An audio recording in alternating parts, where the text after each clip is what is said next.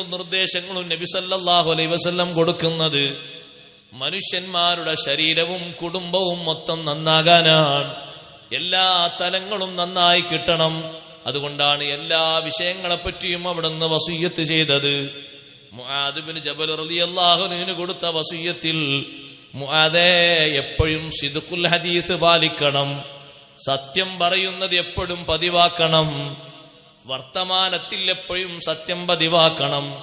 അതുപോലെ തന്നെ അദാഉൽ അമാന, ഉത്തരവാദിത്ത നിർവഹണം നീ എപ്പോഴും ശ്രദ്ധിക്കണം മുആദേ. അമാനത്ത് പാലിക്കുന്നതിൽ നമ്മൾ ആരും വിഘ്നം വരുത്തരുത്. ഉത്തരവാദിത്തം എപ്പോഴും നമ്മൾ സൂക്ഷിക്കേണ്ടതുണ്ട്. വ്യക്തിപരമായും സാമൂഹ്യപരമായും നമുക്ക് ഉത്തരവാദിത്തങ്ങളുണ്ട്. അതിലേറ്റവും പ്രധാനപ്പെട്ടതാണ് നമ്മുടെ കുടുംബത്തിലുള്ള ഉത്തരവാദിത്വം. അള്ളാഹു നമുക്ക് അമാനത്തായി തന്നതാണ് നമ്മുടെ സന്താനങ്ങളെ. താൽക്കാലികമാണ്. ആ താൽക്കാലിക പീരിയഡിനുള്ളിൽ അവരോട് ചെയ്യേണ്ട കടമകളും കടപ്പാടുകളും ഭംഗിയാക്കി നിർവഹിക്കലാണ് അദാഉൽ അമാന.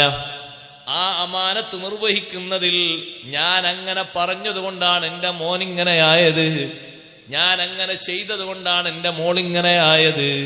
ഒരു ഉത്തരവാദിത്വത്തിന്റെ കുറവ് അവിടെ സംഭവിക്കാൻ പാടില്ല. കൃത്യമായും അത് നല്ല രൂപത്തിൽ തന്നെ കൊണ്ടുപോകാനുള്ള കരുത്ത് ആർജിക്കണം. അതിന് എന്തെല്ലാം ഓരോ സമയത്ത് നമ്മൾ ചെയ്യേണ്ടതുണ്ടോ അത് പാലിക്കേണ്ടതുണ്ട്. ഹബീബ് റസൂലുള്ളാഹി സ്വല്ലല്ലാഹു അലൈഹി വസല്ലം കുട്ടികൾക്ക് പഠിപ്പിക്കാൻ പറഞ്ഞ കൂട്ടത്തിൽ ഒരു പ്രധാനപ്പെട്ട ഭാഗമാണ് അൽ കിതാബ, എഴുത്ത്. എഴുത്ത് പഠിപ്പിക്കണം നിങ്ങളുടെ കുട്ടികൾക്ക്. തങ്ങൾ പറഞ്ഞു, അല്ലിമു ഔലാദക്കും അൽ കിതാബ, എഴുത്ത് പഠിപ്പിക്കണം. വേറൊന്ന് പഠിപ്പിക്കൽ സുന്നത്തുള്ളതാണ്, വസ്സിബാഹ, അത് നമ്മളൊക്കെ പഠിപ്പിക്കും. ചിലപ്പോ നീന്തൽ. വിഷമം ഉണ്ടാക്കരുതേ, നല്ല രൂപത്തിലാകണം. സങ്കടം വരുത്തുന്ന രൂപത്തിലാകരുത്, നല്ല രൂപത്തിലാകണം. പഠിപ്പിച്ചാൽ മതി, കുഴപ്പമൊന്നുമില്ല. അതിനൊരു പക്വതത്തിന്റെ ശേഷം. മറ്റൊന്നാണ് നമ്മളിപ്പോ ആവശ്യമില്ല, എന്നാലും ചില മത്സരങ്ങളിലൊക്കെ ഉണ്ടാകാറുണ്ട്, ഒരു റിമായ, അമ്പെയ്ത്ത് മത്സരം. പഠിപ്പിക്കൽ സുന്നത്തുള്ള ഒന്നാണ്. വേറെ കുട്ടികൾക്ക് പഠിപ്പിക്കൽ സുന്നത്തുള്ള ഒന്നാണ് പദ്യ മത്സരം. പദ്യം പാടാനുള്ള അറിവ്, ബെയ്ത്ത് പാടാനുള്ള അറിവ് പഠിപ്പിക്കണം. പിന്നെ കുട്ടികൾക്ക് പ്രധാനമായും പഠിപ്പിക്കേണ്ട ഒന്നാണ് ത്വഹാറത്ത്, ശുചീകരണം. വേറെ ഒന്നാണ് തിലാവത്തുൽ ഖുർആൻ. ഒരു ഹദീസിൽ 3 പറഞ്ഞപ്പോൾ അല്ലിമു ഔലാദക്കും സലാസ്, നിങ്ങളുടെ മക്കൾക്ക് നിങ്ങൾ 3 പഠിപ്പിക്കണം. ഒന്ന് ഹുബ്ബു നബിയിക്കും സല്ലല്ലാഹു അലൈഹി വസല്ലം, നബി തങ്ങളോടുള്ള വല്ലാത്ത ഹുബ്ബ് പഠിപ്പിക്കണം. ആ ഹുബ്ബിന്റെ ഭാഗമായി അവിടുത്തെ ചരിത്രങ്ങൾ കുട്ടികൾക്ക് പറഞ്ഞു കൊടുക്കണം. ഉമ്മമാരെ ചരിത്ര ഗ്രന്ഥങ്ങൾ വായിക്കണം. ഉമ്മ ഒരു കഥ പറഞ്ഞു തരുമെന്ന് കുട്ടി പറയുമ്പോഴേക്ക് പറയേണ്ട കഥ നബിതങ്ങളെ കഥയാകണം. അബ്ബാസ് റളിയല്ലാഹു അൻഹുവിന് അങ്ങനെ ഒരു പതിവുണ്ടായിരുന്നു. ചെറിയ കുട്ടികളെ അയൽവക്കത്തു നിന്നെല്ലാം ഒരുമിച്ച് കൂട്ടിയിട്ട് നബി സല്ലല്ലാഹു അലൈഹി വസല്ലം തങ്ങളുടെ ചരിത്രങ്ങൾ പറഞ്ഞു കൊടുക്കും. അങ്ങനെ പറഞ്ഞു കൊടുക്കുന്ന ഒരു ദിവസം നബി സല്ലല്ലാഹു അലൈഹി വസല്ലം ആ സദസ്സിലേക്ക് വന്നതും ഹദീസിൽ കാണാം. അബ്ബാസ് റളിയല്ലാഹു അൻഹുവിനെ പുകഴ്ത്തി പറഞ്ഞു. എന്നിട്ട് അബ്ബാസ് റളിയല്ലാഹുവിനോട് നബി തങ്ങൾ പറഞ്ഞു, നിങ്ങളാ വിശദീകരിച്ചു കൊണ്ടിരിക്കുന്ന ദിവസം ഇന്നാണ്. നോക്കുമ്പോൾ അതൊരു റബീഉൽ അവ്വൽ 12 ആയിരുന്നു. അബ്ബാസ് റളിയല്ലാഹു അൻഹു പറയുന്നത് അവിടുത്തെ തിരുജന്മത്തിൽ ലോകത്ത് നടന്ന അത്ഭുതങ്ങൾ, അത്രയേറെ അത്ഭുതങ്ങൾ ലോകത്താരുടെ ജന്മത്തിലും നടന്നിട്ടില്ലല്ലോ. ഒരുപാട് അത്ഭുതങ്ങളല്ലേ നടന്നത്. പറഞ്ഞാൽ തന്നെ എത്രത്തോളം പറയാനുണ്ട്. ആ അത്ഭുതങ്ങൾ കുട്ടികൾക്ക് ഇങ്ങനെ പറഞ്ഞു കൊടുക്കുമ്പോൾ അവർ ഹൃദ്യമായി സ്വീകരിക്കുന്നു. ചരിത്രം പറഞ്ഞു കൊടുക്കുന്നതിലൂടെ നബി സല്ലല്ലാഹു അലൈഹി വസല്ലം തങ്ങളെ ഹുബ്ബ് നിങ്ങൾ കുട്ടികൾക്ക് പഠിപ്പിക്കണം. രണ്ടാമത്തൊന്ന് വഹുബ്ബ അഹ്ലി ബൈത്തി, എന്റെ കുടുംബത്തിന്റെ തങ്ങന്മാരുടെ സാദാത്തുക്കളുടെ ഹുബ്ബാൻ. നബി സല്ലല്ലാഹു അലൈഹി വസല്ലം തങ്ങളെ കുടുംബം, ആ കുടുംബത്തെ സ്നേഹിക്കുക വിശ്വാസികൾക്ക് ബാധ്യതയാണ്. അത് സ്നേഹിക്കണമെങ്കിൽ അവരെ കുറിച്ചുള്ള മേൽവിലാസം പഠിപ്പിച്ചു കൊടുക്കണം. മൂന്നാമത്തത് വഹിഫുൽ ഖുർആൻ, ഖുർആൻ ഹൃദിസ്ഥമാക്കാൻ കുട്ടികൾക്ക് പഠിപ്പിക്കണം. 3 പറഞ്ഞിട്ട് നബി സല്ലല്ലാഹു അലൈഹി വസല്ലം പറഞ്ഞു, ഫഇന്ന ഹമലത്തൽ ഖുർആനി ഫീ ദില്ലില്ലാഹി യൗമ ലാ യകൂനു ഇല്ലാ ദില്ലുഹു. ഖുർആൻ വാഹകർ, ഖുർആൻ ഹിഫ്ളാക്കിയവർ, ഖുർആൻ നന്നായി ഓതാൻ കഴിയുന്നവർ, കൂടുതൽ അത് ഓതി ഖത്മു തീർക്കുന്നവർ അള്ളാഹുവിന്റെ പ്രത്യേകം തണലിലാണ്. അന്ന് റബ്ബിന്റെ തണലല്ലാതെ മറ്റൊരു തണൽ ഇല്ല. ഖുർആൻ കുട്ടികൾക്ക് പഠിപ്പിക്കണം. വശ്യമായി ഖുർആനോത്ത് കുട്ടി പഠിച്ചപ്പോൾ സൂറത്തുൽ ഫാത്തിഹ പഠിപ്പിച്ച ഉസ്താദിന് വലിയ പണ്ഡിതനായ ഇമാമുൽ ആലം അബൂ ഹനീഫത്തുൽ കുഫി റളിയല്ലാഹു അൻഹു വിളിച്ചിട്ടൊരു പാരിതോഷികം കൊടുത്തു എന്ന് ചരിത്രത്തിൽ കാണാം. മുഅല്ലിമിനെ വിളിച്ചു, നിങ്ങളാണോ എന്റെ കുട്ടിയെ ഫാത്തിഹ പഠിപ്പിച്ചത്? അതെ. ഇന്ന് പൂർണ്ണമായും എന്റെ കുട്ടി ഫാത്തിഹ ഓതിയപ്പോ എനിക്ക് വന്ന സന്തോഷത്തിന് കയ്യും കണക്കുമില്ല. അതുകൊണ്ട് നിങ്ങൾക്ക് എന്റെ വകൊരു പ്രസന്റേഷൻ ഇപ്പോൾ ഇതേ എന്റെ കയ്യിൽ തരാനുള്ളൂ. 1000 ദിർഹം. ഇന്നത്തെ അല്ല, ഇന്നത്തേക്ക് വെച്ച് കൂട്ടുമ്പോ എത്ര ലക്ഷം കൂട്ടണം? 1000 ദിർഹം കൊടുക്കുന്നത് ഹിജ്റ 1-ാം നൂറ്റാണ്ടിലാണ്.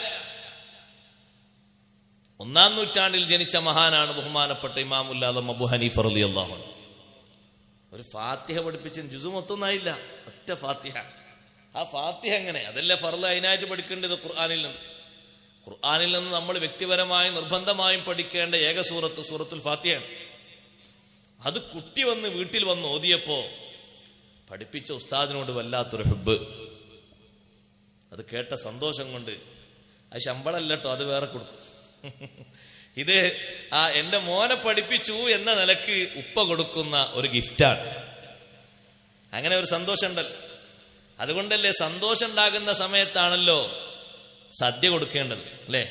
ഭക്ഷണം കൊടുക്കേണ്ടത് സന്തോഷങ്ങൾ ഉണ്ടാകുന്ന സമയത്താണ്.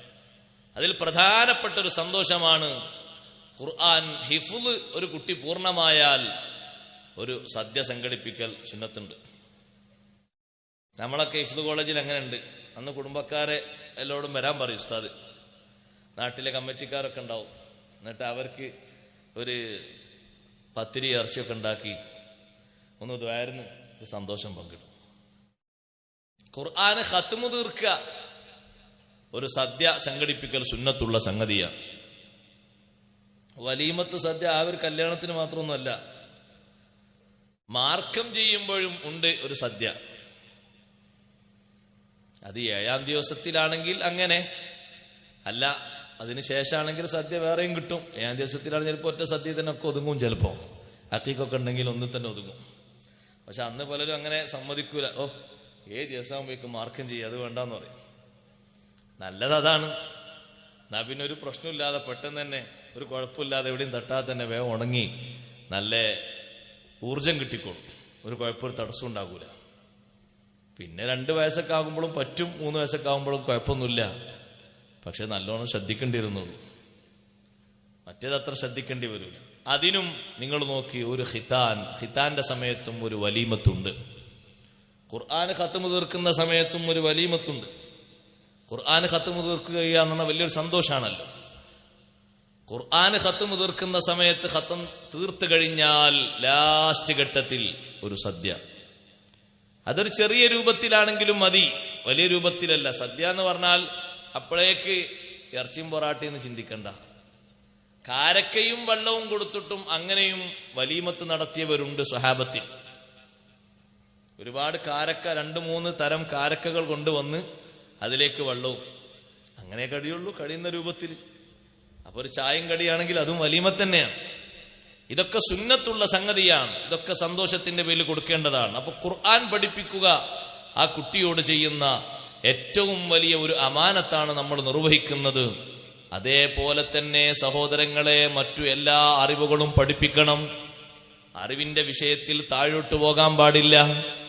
അറിവ് പഠിപ്പിക്കേണ്ട ഒരു ഘട്ടം ഉണ്ട്. ആ ഘട്ടത്തിൽ അതിനുവേണ്ടി നമ്മൾ ഇരുപ്പുറപ്പിക്കണം. ഖുർആനോത്ത് പരിശീലിപ്പിക്കാൻ വേണ്ടി കൂടെ നിന്ന് കൊടുക്കണം. അവർ ഓതുന്ന ഓത്ത് കേൾക്കാൻ വേണ്ടി സമയം കാണണം. മലയാളം അവർ വായിക്കുന്നതും ഇംഗ്ലീഷ് വായിക്കുന്നതും കേൾക്കാൻ നമ്മൾ സമയം കാണണം. അറബി വായിക്കുന്നതും മറ്റു ഭാഷകൾ വായിക്കുന്നതും കേൾക്കാൻ സമയം കാണണം. അവര് വായിക്കുമ്പോൾ അവർക്ക് കൂടുതൽ പ്രചോദനം കൊടുക്കണം. എഴുതാനും വീണ്ടും വീണ്ടും പഠിക്കാനുള്ള മാർഗങ്ങൾ പറഞ്ഞു കൊടുക്കണം. പ്രചോദനത്തിന്റെ വടി ഒരിക്കലും കുറയാൻ പാടില്ല. ആക്ഷേപത്തിന്റെ വടികൾ കുറക്കുകയും പ്രചോദനത്തിന്റെയും സന്തോഷത്തിന്റെയും വടികൾ അധികരിപ്പിക്കുകയും വേണം. അമാനത്താണ്, അള്ളാഹു നമ്മെ ഏൽപ്പിച്ച അമാനത്താണ്. മറ്റൊന്ന് നിങ്ങൾ നോക്കി, അള്ളാഹു നമ്മളെ ഏൽപ്പിച്ച അമാനത്ത് തന്നെയാണ്. റബ്ബ് തആല നമ്മളെ ഏൽപ്പിച്ച ഉത്തരവാദിത്വമാണ്.